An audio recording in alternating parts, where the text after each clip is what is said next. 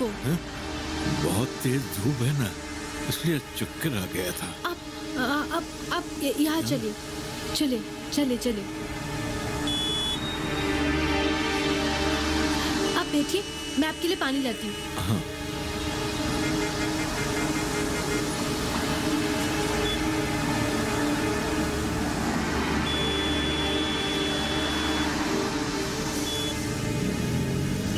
ये लीजिए, पानी पीजिए।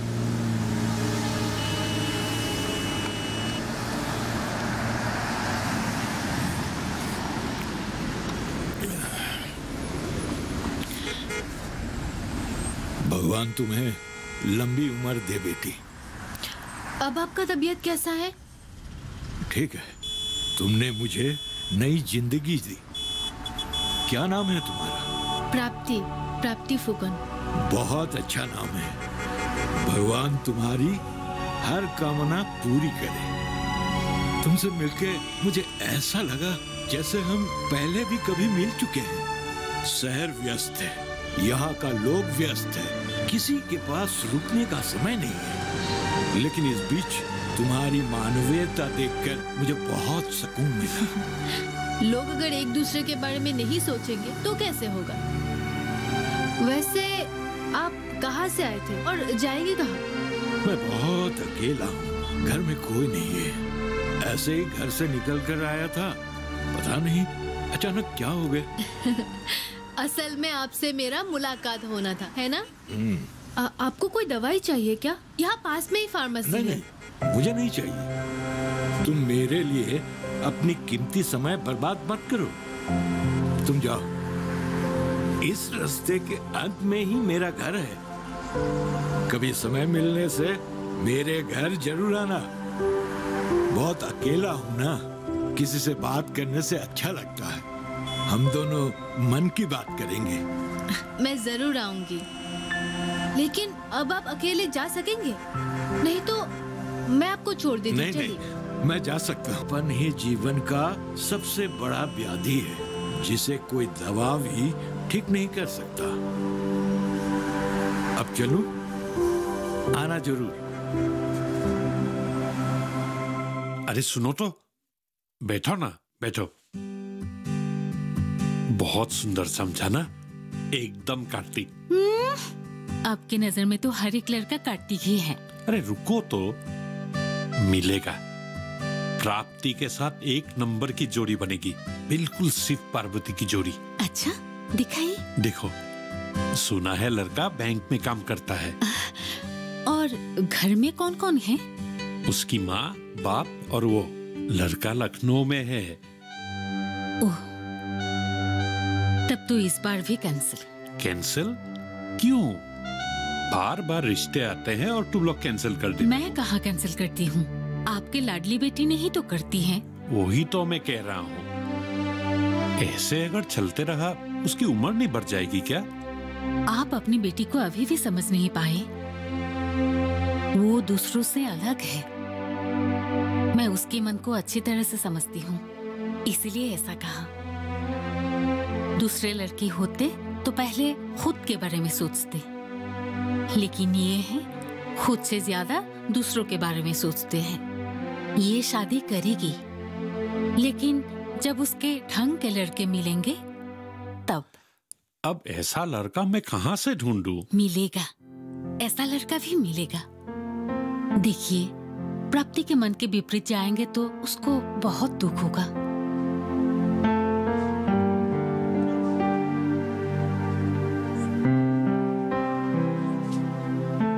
प्राप्ति?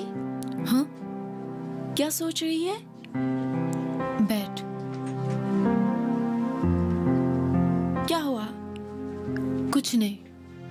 आज ऑफिस आते समय मैं एक आदमी से मिली और पता नहीं क्यों उनसे मिलने के बाद मेरा मन बहुत उदास है।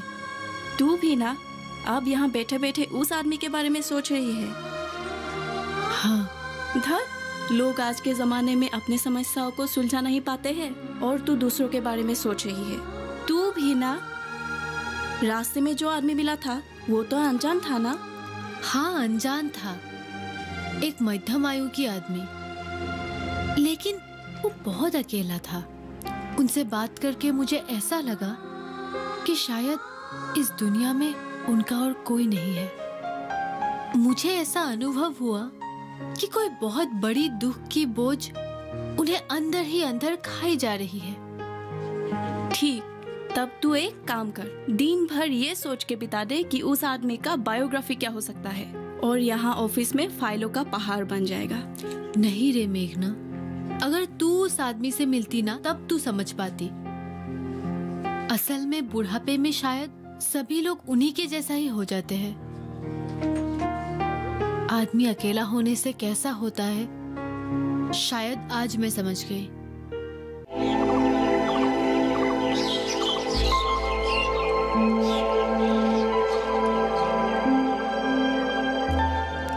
जानेंगे क्या है किसानों का हाल। हम पहुंचेंगे आपके गांव। मिलेगा सरकारी योजनाओं का ज्ञान। जब लगेगी चौपाल, देखिए चौपाल चर्चा, सोमवार से शुक्रवार सुबह 9 बजे, सिर्फ दूरदर्शन किसान पर।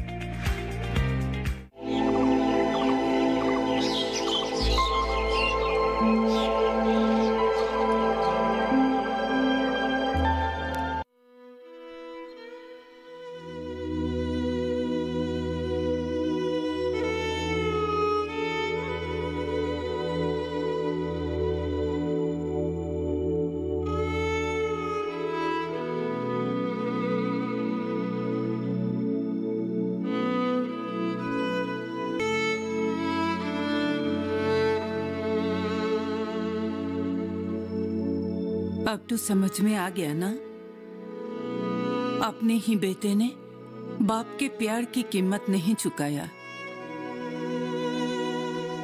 प्रांतिक को अपना दिल की धड़कन समझा था, अब वो कहाँ? आप इस घर में अकेले रहते हैं, वो एक बार भी आपका खबर लिया? नहीं। आपका ये अकेलापन मैं सहन नहीं कर पाती हूँ। जाइए, मेरी बेटियों को ढूंढ कर लाइए। आपको इस हालत में नहीं रहने देंगे वो। बासुवी, तुम मेरे बेटे के बारे में ऐसा मत कहो। वो आएगा, देखना, वो एक दिन मेरे पास जरूर आएगा और मुझे अपने साथ लेके जाएगा। ये सिर्फ आपके वहम है और कुछ नहीं। आप अभी भी अपने अहंकार को नहीं छोड़ सका। आप सिर्फ अपनी बेटे को माँ होने से पता चलता। एक माँ के लिए बेटा या बेटी एक समान होते हैं। बाप होकर आप जब हमारी बेटियों को अनादर करते थे तो मुझे बहुत दुख होता था। बासुवी, आप अभी भी बदल नहीं सकते हैं क्या? एक बार अपनी बेटियों को ढूंढने के लिए जाने से क्या जाए, उन्हें भी आनंद मिलेगा।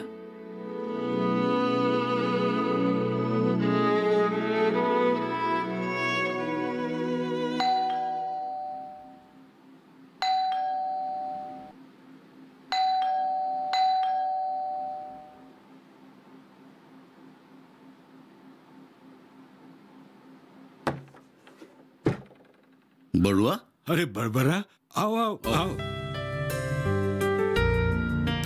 अरे बड़ुआ, मैंने कम से कम 20 बार कॉलिंग बेल बजाया। दरवाजा खोलने में कई दूसरा काम कर रहे थे? नहीं नहीं नहीं, मैं इस कुर्सी पर बैठा हुआ था। हाँ। आंख मूंद कर तभी बासुवी आ गई। बड़ुआ नहीं? हाँ, कभी कभी आती है। मैंने जिंदगी में जितनी गलतियां की हैं उसके बारे में बोल के गाली देती है।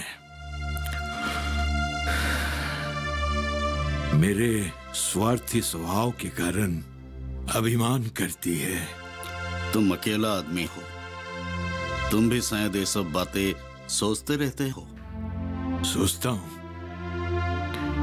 मैंने जिंदगी में जो जो काम किया उन सब के बारे में आत्मविश्लेषण करता हूं। सोने का भी मन नहीं करता, फिर भी सोने का कोशिश करूं तो पुरानी बातें मन में आ जाते हैं। यादों की रात समाप्त होने का नाम ही नहीं लेता।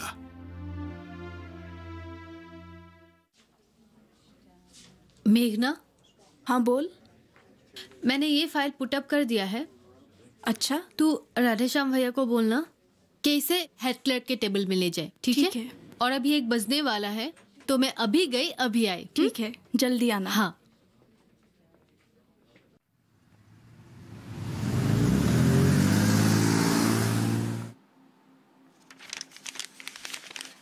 माँ। अरे तू इतनी जल्दी आ गई? हाँ माँ, एक बात बताओ, तुमने दवाई ली? दवा मैं अभी लूंगी ना। मुझे पता था, इसीलिए मैं आई। अभी तुम्हें दवाई खिला के मुझे फिर से ऑफिस जाना है। अरे मुझे दवा खिलाने के लिए तू ऑफिस से नहीं आने से भी हो जाता ना। आना तो पड़ेगा ही। डॉक्टर ने क्या बोला था भूल गई? एक भी दवाई नहीं छूटना चाहिए। और मुझे पता था, अगर मैं नहीं आती तो तुम लोग कभी समय पर दवाई नहीं लेते। तेरे पिताजी है ना। अच्छा ठीक है, ले आजा। बहुत सुंदर, वाह। माँ। प्राप्ति,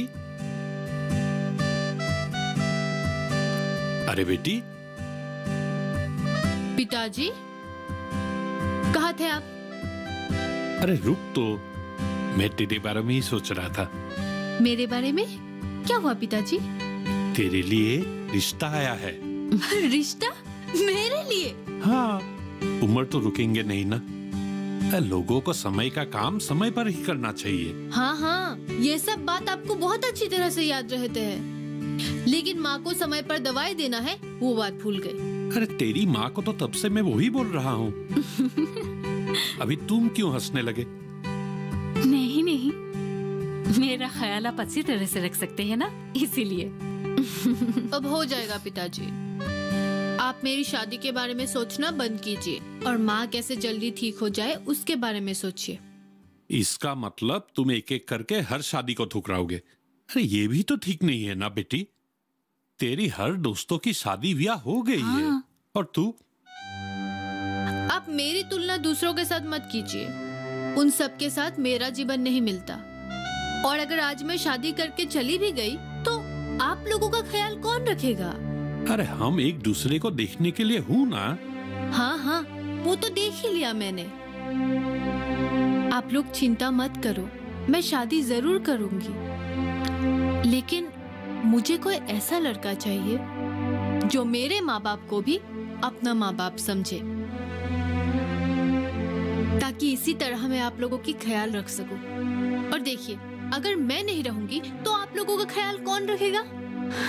देखा, इसके ये सब बातें सुन सुनकर मुझे भी याद रह गया। तू लड़के से बिना बात किए हुए कैसे पता चलेगा कि वो कैसा है? हाँ? पिताजी, आप हमेशा मेरी शादी के लिए क्यों बोलते रहते हैं? जब मैं नहीं रहूंगी ना, तब पता चलेगा आपको।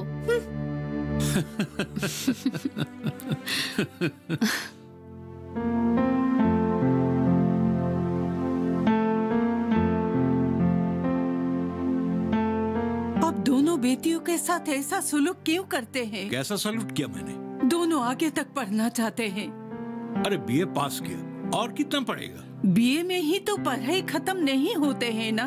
इसका मतलब दोनों को मुझे यूनिवर्सिटी में पढ़ाना होगा। हाँ, बेटे को आप दिल्ली में पढ़ा सकते हैं, बेटियों को क्यों नहीं? सिर्फ लड़का होने के कारण बेटे के लिए इतना प्यार, और बेटी होने के कारण उन दोनों के बारे में आप एक बार सोचिए तो। वो बहुत दुखी हैं। अरे मैंने क्या दुख दिया उन्हें? खाने को मिला, अच्छी तरह से रहने को मिला, और क्या चाहिए उन्हें? बस हो गया। उनका भी एक मन है, कुछ करना चाहते हैं। होगा होगा, किसी घर के लिए तो उन्हें विदा करना पड़ेगा, और क्या होगा? आप ऐसे क्यों हैं? आप ऐसे क्यों हैं?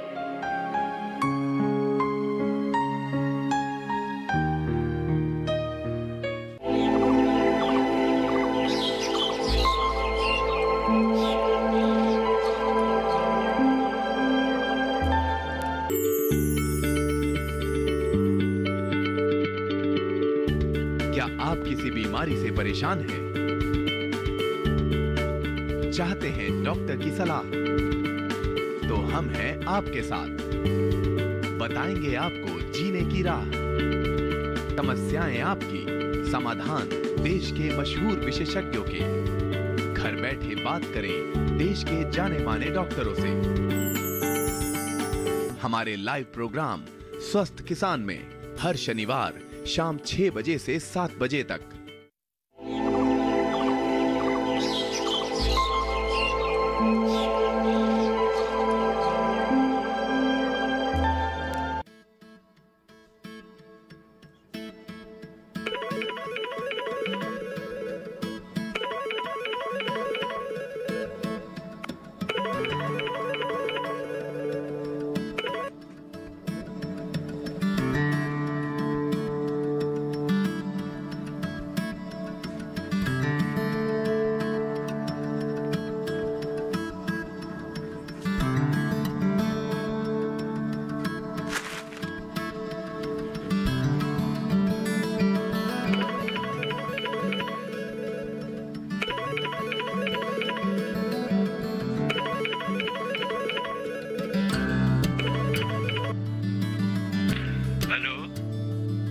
पिताजी, आप मुझे बार बार क्यों फोन कर रहे हो? नहीं बेटा, तेरा आवाज सुनने के लिए मन कर रहा है। ऐसे फोन का देने से आपको जानना चाहिए कि मैं किसी काम में बिजी हूँ। नहीं बेटा, तेरा याद आ रहा था। अच्छा ठीक है, आप अभी फोन रखिए।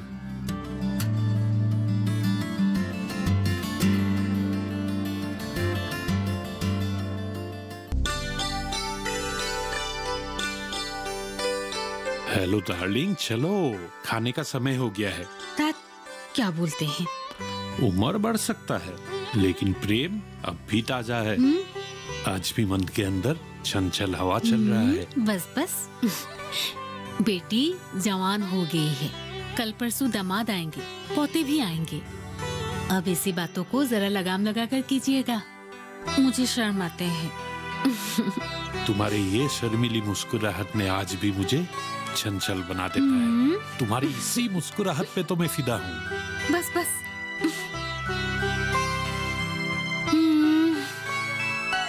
मैं तो आपको भली भांति जानती हूँ, झूठ मत बोलिएगा।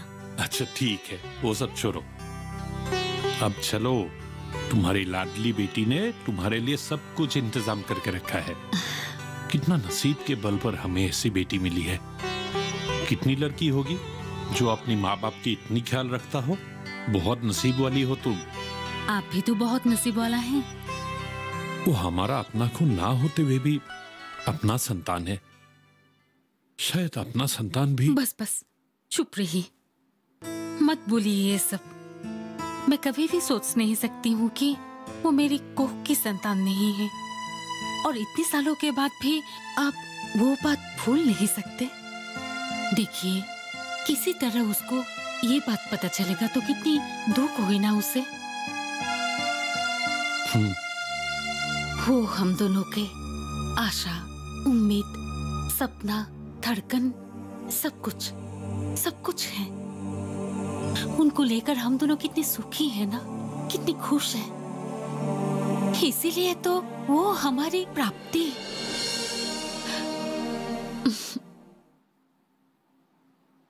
दरवाजा खुला था तो मैं बिना पूछे चली आई। तुम? हाँ, सुबह आपसे भेंट हुआ था ना, याद आया? हाँ, याद आया।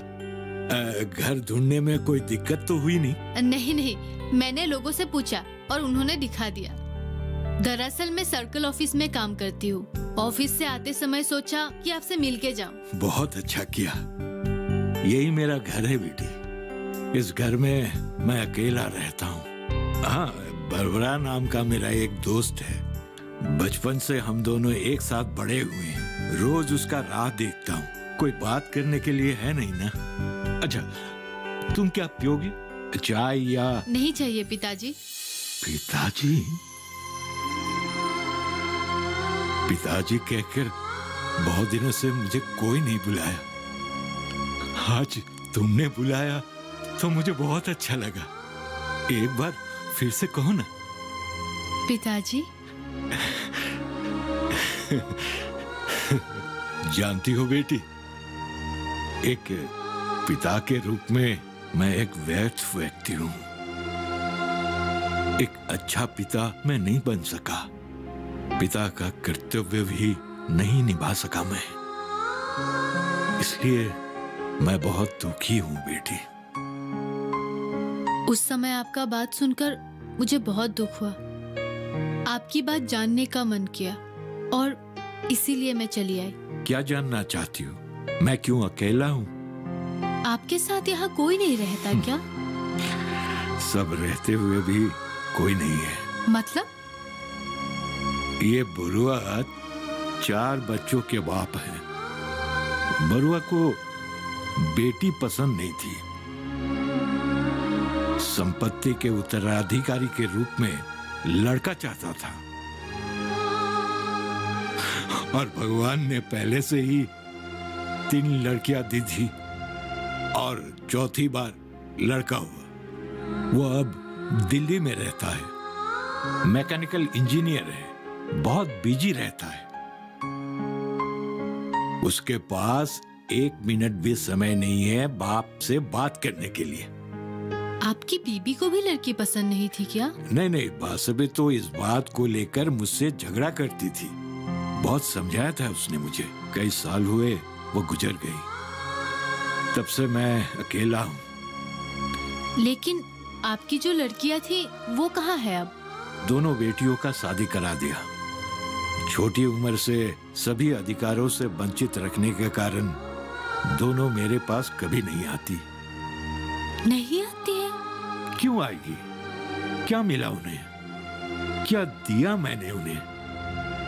माँ के मृत्यु के बाद सुनकर दोनों आई थी, लेकिन उसके बाद और नहीं। रुकिए, आप सिर्फ 2 बेटियों के बारे में बोल रहे हैं और एक आपने तो बोला था कि आपकी 3 बेटियां हैं।